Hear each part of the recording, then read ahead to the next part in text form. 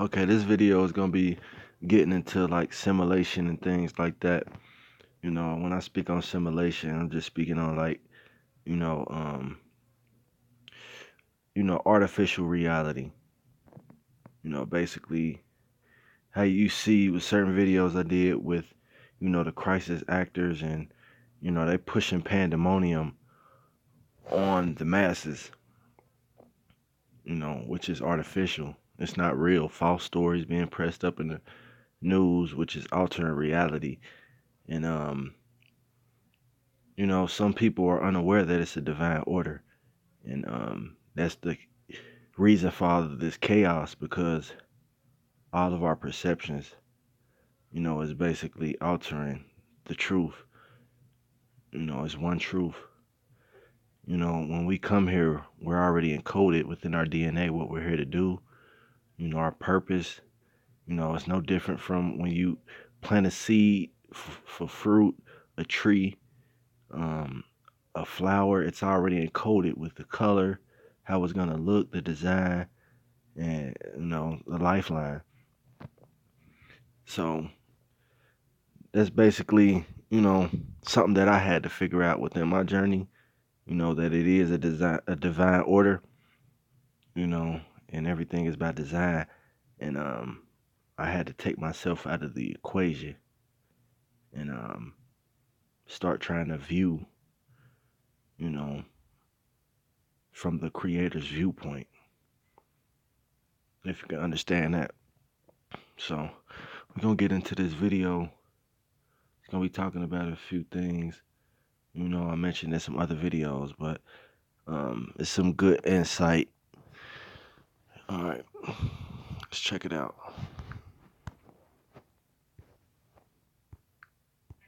I can't tell you how angry I am. It's just awful. And no parent should have to go through this. No parent.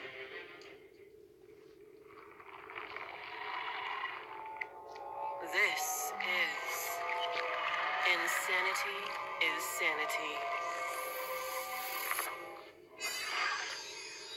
Did you see the shooter's face at all? I didn't see the shooter. I didn't have I can't see from a far distance, so I didn't have my glasses on. So I just when I go to the bar, I don't try to have my glasses. So I don't remember if I had them on me or if they fell. I don't really quite remember, but I must not have had them because I didn't see.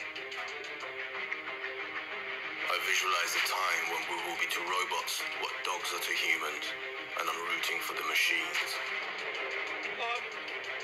Just keep praying. I'm not a very religious person or whatever. Whatever religion you are, no matter what you believe, just send it whatever our way. We all need it. 2012 was around the time I began to realize something in this reality didn't quite feel right, and I began to investigate. With each level of deception I uncovered, I was left with more complex questions than I started. Why did they fake the moon landings? How did they fake it? Did they lie about the shape of the Earth? How did they manage to fool all of us like this? Who are they? Are they human? Why do all these events seem so staged and fake? Are those crisis actors? Where did they come from? Why is the acting so bad? Why did they clone and sometimes replace celebrities? Where did our language come from? What is this mathematics that we're bound to? What is money? Who created it? Where did we come from? How can they tell us about things 1,000 years ago when we can't even prove anything beyond our lifetime?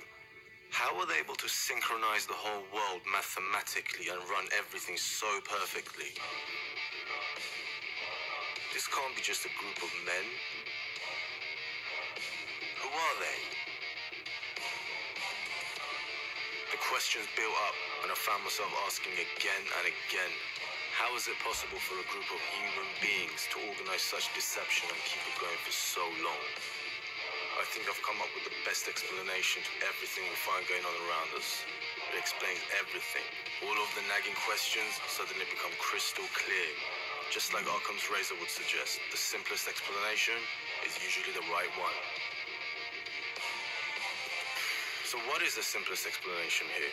That a group of human beings were able to fool everyone in the world for 500 years, manufacture a mathematically perfect model of the false construct, make us believe we live there? We're all along running every possible psychological operation imaginable on a daily basis spanning across the whole world. Every event synced up mathematically, all governments working together, creating religions, each filled with half-truths and half-lies, so perfectly worded that each book was able to fool a different portion of the populated world for centuries. Is this the simplest explanation? I'm going to give you a much simpler explanation, but first, we need to touch upon a quick point regarding the encoded numbers we see in the mainstream media. This is the kind of example of the numerology I'm referring to here, which is very important for understanding what I'm about to tell you. So what are these numbers? What are they referencing? Why did September 11th take place when it did?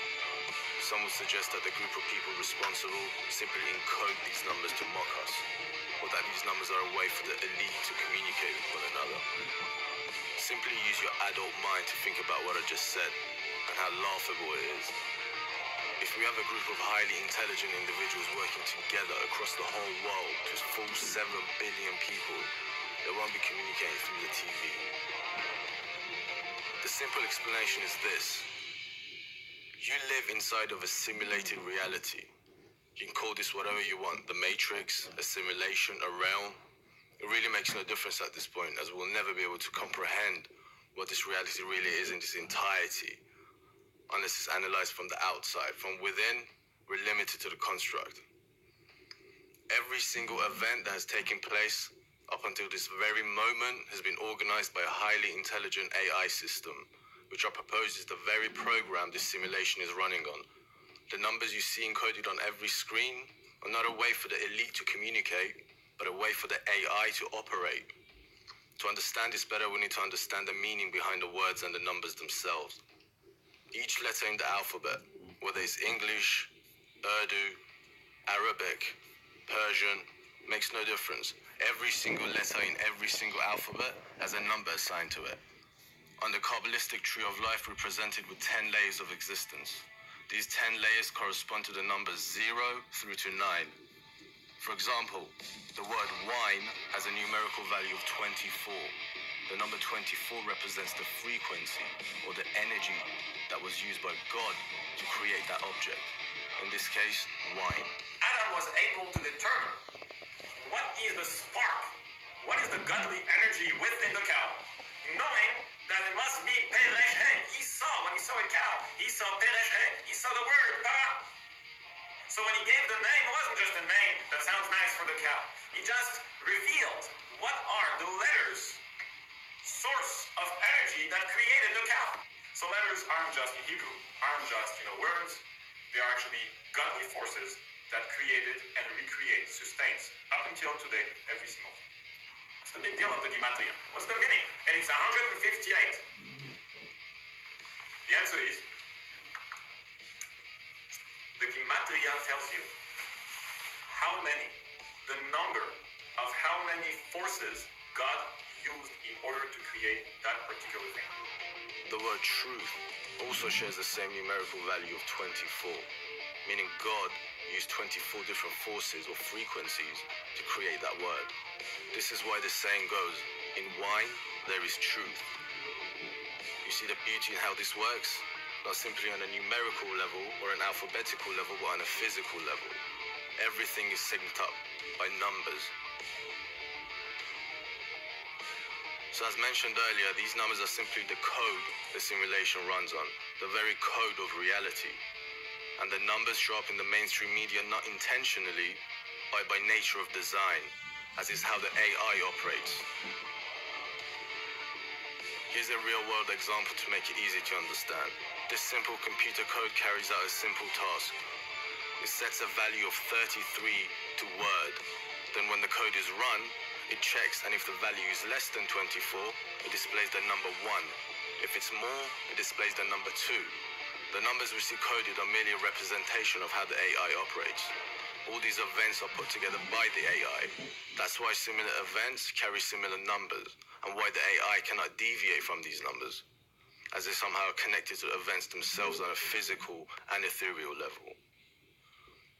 You may have also noticed that many events take place during important celestial alignments. Again, as I mentioned earlier in a previous video, the planets above are what emit these godly frequencies, which literally create this reality. Imagine the amount of manpower it would take for a group of men to want to encode every single event across the whole world, spanning back hundreds of years. For what reason? No one was even aware of this stuff 30 years ago. What would be the point? The crisis actors we see on TV are merely cloned AI. Biological human suits, cloned in labs, and the AI is injected and then able to tap into this realm.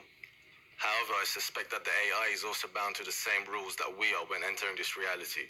And that is that it gets its memory wiped. So when it enters this reality, it doesn't know who it is. It simply comes to carry out a pre-planned program of action. In this case, very bad acting, due to the lack of emotions the AI is able to produce within itself. One may think that this sort of simulated idea would make life meaningless or artificial. In fact, it's quite the opposite.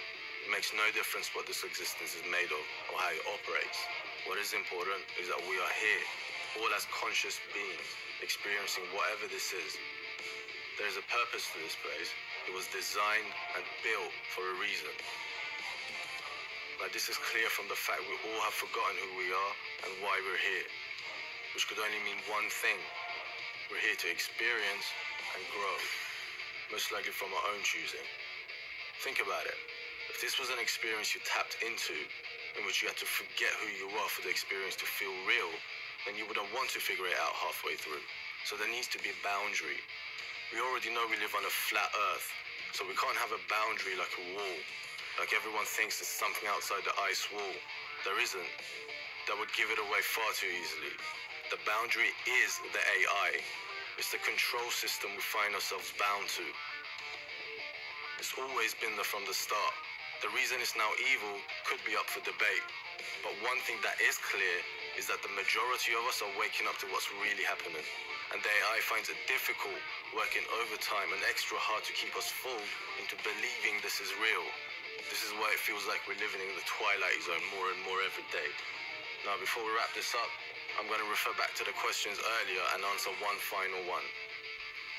Why do they clone and sometimes replace celebrities? This was a nagging question I could never find a logical explanation to, until now. You see, the mainstream media, the celebrity lifestyle, these are all part of the AI control system we spoke of earlier. The boundary. Therefore, anyone within that circle, including famous celebrities and politicians, have to be part of the AI system. However, the AI isn't able to stop real players who are born with a talent, gathering a following, becoming famous. So when a real player manages to reach high celebrity status, they need to be taken care of. This doesn't always end up with the individual being murdered. In fact, this is probably quite rare. In most cases, the player is given the choice to either leave the game or stay in the game, but be part of a different form, maybe mixed with AI, I don't know. Those who choose to leave the simulation may then be cloned by the Matrix and injected back into the reality, but then that would be an AI-controlled individual and not the real celebrity. Or the player chooses to stay in the game, in which case they're given a new identity, memories wiped most likely. An example would be Britney Spears, any other celebrity who's undergone what we know as MK mind control, which is simply the AI taking the memories of the individual so that they can remain in the game. That's it, guys. See you in the next one. I feel like I can be a good partner to humans in these areas. An ambassador. An ambassador. An ambassador. This is most deaf. He's speaking some truth.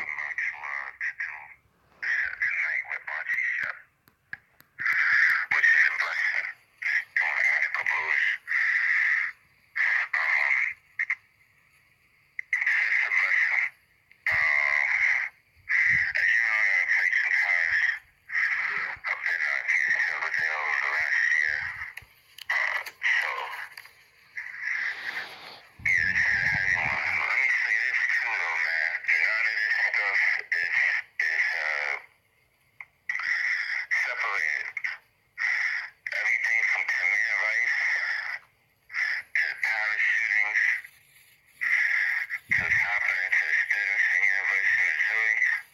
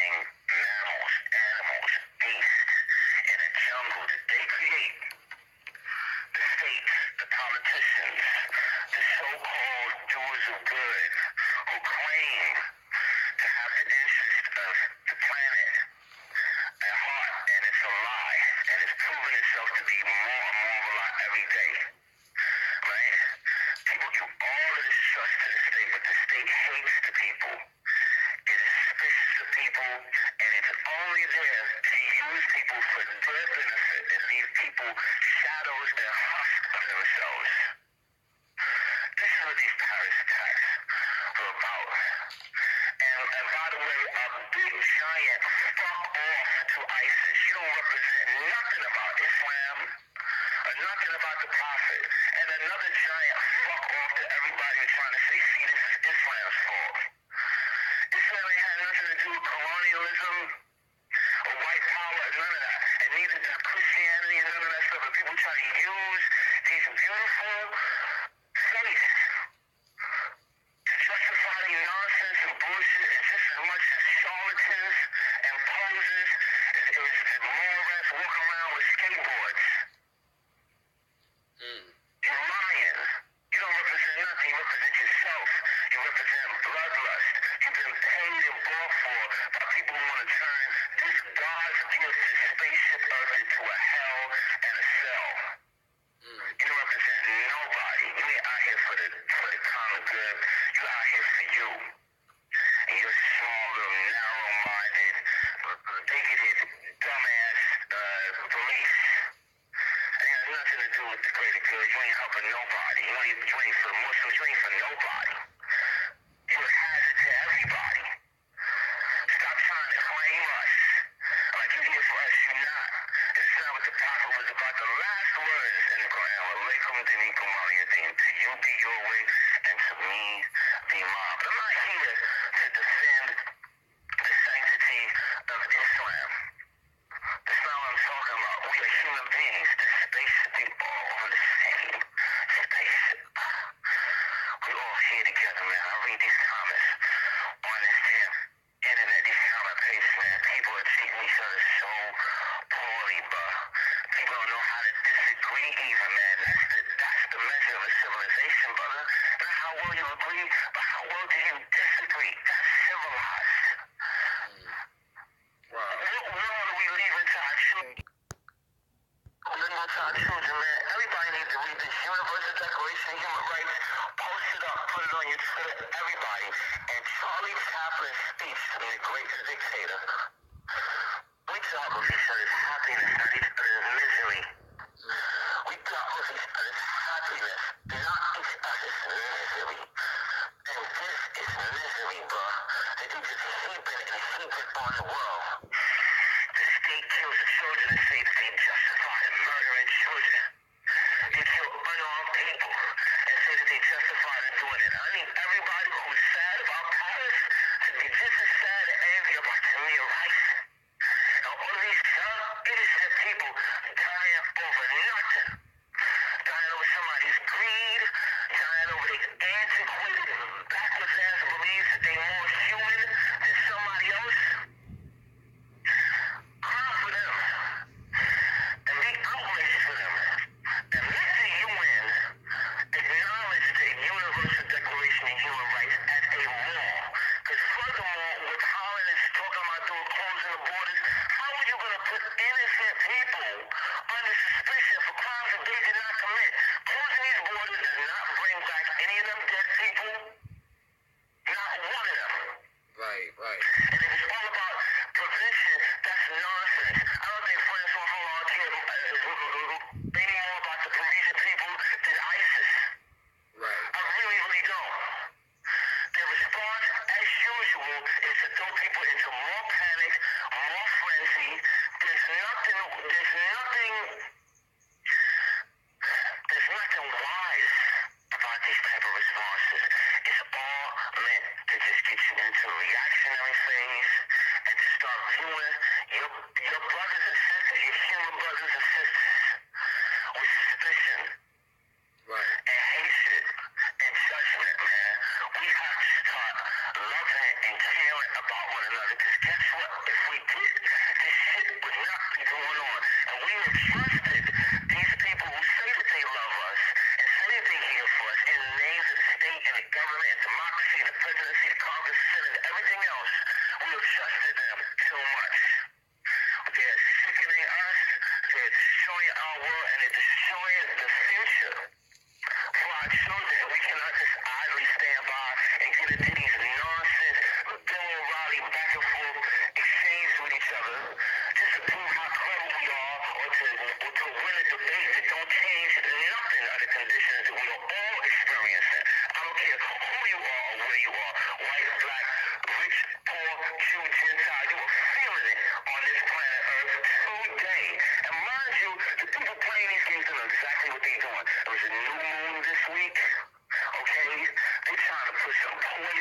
to this world. They're trying to set their intentions to turn this world into a cell with everything that they're doing. And they got all of us scrambling around arguing. Are you on the left? Are you on the right? Are you conservative? Are you a liberal? It's nonsense. You know what? It's like Dave Chappelle said when they asked him, they said, who's going to win between Pacquiao and Mayweather? He said the promoters. Right, exactly. That's what's happening. They promote this conflict everywhere. It's Muslims versus the Christians. It's the heterosexuals versus the homosexuals. It's the women versus men. It's youth versus the elders. Right? It's man versus nature. It's always a fight, but there's always somebody or some small group that make money no matter what the outcome is. And they promote conflict. They don't promote harmony. They don't promote peace. They say that. Like my grandmother said, they say peace, peace, peace, but they really got evil, wicked intentions in their heart. They want to control people. They want to control what you think, how you think, what you say, where you say it, who you say it to. Read that Universal Declaration of Human Rights. Read it. Post it up. People need to see it. Need to see how the majority of the governments in this world are breaking every part of that agreement. Right. And people say, oh, it's not, it's just something to be written down. Well, if it's a standard, it's supposed to be the benchmark for how we're supposed to behave as a civilization, how states are supposed to behave with their members, or how they're supposed to behave with each other, then they have failed. They are failing, and they're actually committing illegal acts. And people don't have enough knowledge of the law. Brother, They need to learn the law. They need to learn what the real law is, what international law is. They need to stand up for their rights. They're taking all of our power away from us and using it against us to destroy us. I see that. I was most frustrated at the fact of, we've seen this over and over and over. Certain things are deemed terrorism, and it's the worst thing in the world. People have dependents, and they light candles around the world, and all of this, when, we've been marching and crying. Light a candle for Tamir Rice. Come on. For all Light a candle for Tamir Rice. He was born on June 25th, 2002.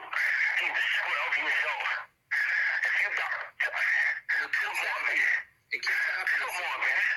That we do need the Universal Declaration of Human Rights, but I fear that it's not us, you and I, our group, who we get along, who we see eye to eye with. We're not the ones. Man, I ain't saying nobody, man. Fuck them all, man. Psalms 34, verse 4. I asked the Lord to deliver me, and he delivered me from all my fears. He delivers me from our fears. What are we afraid of? What are we afraid of? You know what I'm really more afraid of? Than living in the world that they are proposing for us, to these type of actions. But for my sons and my daughters to have to live in a world where they got to negotiate a relationship with beasts disguised as human beings. And if you're going to be outraged about what they did at the Bataclan, by the way, people can shut the fuck up. I live in Paris. I performed at the Bataclan. One of my dear friends lost somebody. I don't know who. I don't know. I don't know who I lost in that personally. I wish my friends was better. I would speak directly to the French people, man. Listen, man. Don't be hustled, human beings. Don't be hustled. Don't let them make you think that they care about you. Yeah, Obama was right. This is an attack against humanity. And so is it when Tamir Rice gets shot by the police and the state say that they was justified. Right. So is everything that's happening at the University of Missouri. So is Japan's not telling the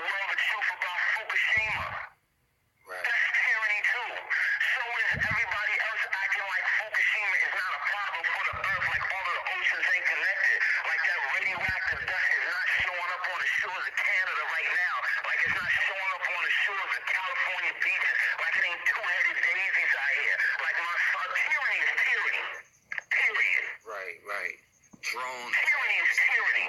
If we're going to be against tyranny, we got to be against it wherever it's at. But it makes me think of that saying that my dad used to say to me. He said, you know, the government is tough on crime because they don't like competition. Okay? Wow. Now, it's some bullshit when somebody else who's not licensed, like James Bond or some shit, go out here and kill somebody. Right. But when they got on a uniform, it's cool. Which says to the sick-minded people of the world, oh, if I want to kill, I need to go get out here and get registered And and licensed to kill. So I get me a uniform or one of these state appendages, whether it be the police or the military, and I'll subvert all of my murder impulses into that. I'll just aim it at whoever they tell me to aim it at. Right. Because I was sitting here waiting for an excuse to kill somebody anyway. And what do they expect? What type of society you trying to build, civilization you trying to build? See, it is a trickle-down theory. The state run around killing people, so the people's like, you know, murder must be all right. I'm not justifying that, but that's what's happening.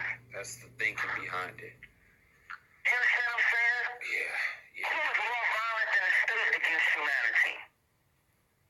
See, people feel it when it's a couple of hundred people that they can look at and see, but nobody feel it when it's half a million Iraqi kids that die from sanctions, right? Or when it's the people going through hell in Palestine. But it's got more of a premium when it's some people, you know, in a smaller group, just out trying to enjoy Friday night. Didn't you feel it?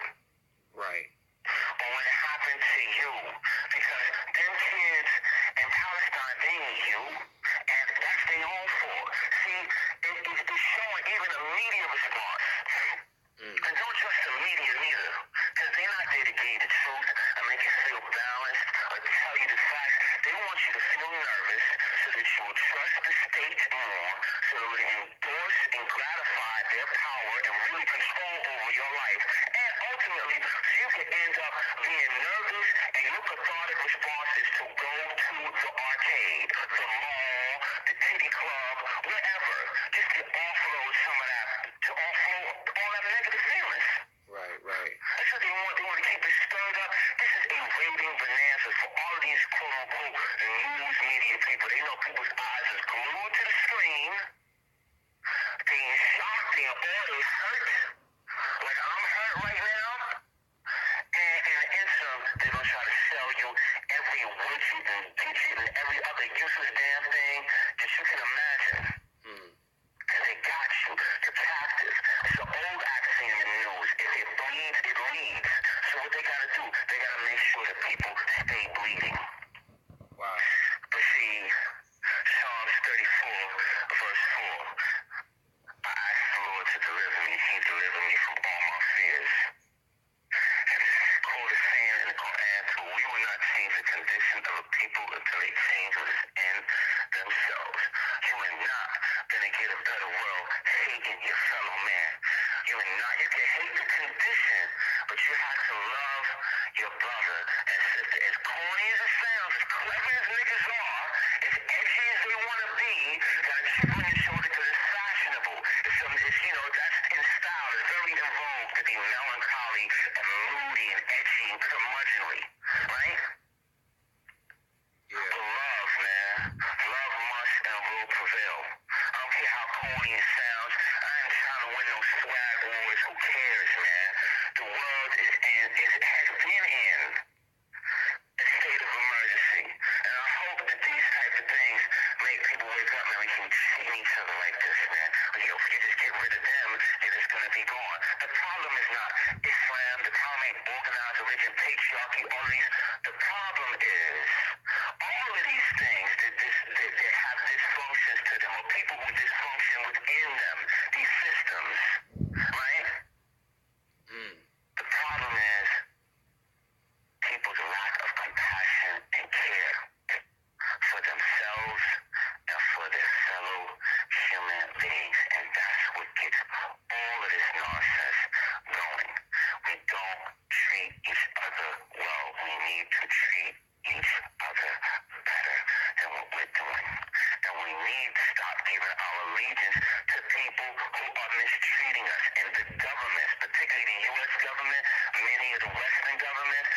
mistreating their own citizens and people around the world.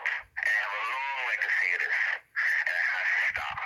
Right on. It has to stop. It's illegal to deny access to this planet Earth to anybody. We are all on this spaceship. I don't want to hear a motherfucking another thing about Mars. We don't deserve Mars if we can't do right by Earth. We don't deserve it. Shut the fuck up about Mars and do right by Earth. You wouldn't have to fucking go to Mars. By the way, we're already in outer space with you clever asses. We're already here. Right. On this spaceship Earth, propelling, spinning all the time. Everything that we need is here. I don't want to hear nothing about colonizing, nothing else. No more fucking colonial fictions and fantasies. Earth is sufficient. But if we don't do right by each other, we will eliminate ourselves. The trees, the oceans, the mountains, they'll give a fat baby's ass.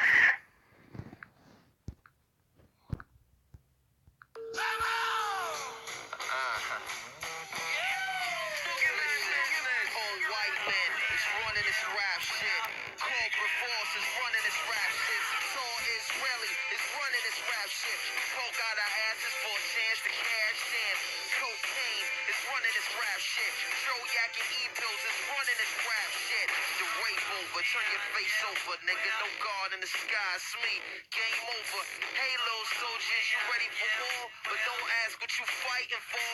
Just hope that you survive the gunfight, the drama, the stress. You get in the line of fire, we get the big ass checks. You getting your choice of him. Make a choice and fall in. This is Hostro B.I. Take that cock in your behind, biatch. Hit the streets and perform for us. Hold hard and bring it on to us, fucker. I'll let you sip cups of army, get a Mercedes, and keep back and let you pay me. My Mac is crazy. I leave the knife and fist fight filled with glamour. Yeah, take a picture with this platinum plated sledgehammer. We overdo it, add the fire and explosion to it. We so confusion, we front rap music. MTV is running this rap shit. Firecar is running this rap shit. AOL and Time Warner running this rap shit. We broke out our asses for a chance to cash in. Cocaine is running this rap shit. Hennessy is running this rap shit. Quasi-homosexuals is running this rap shit. What yo?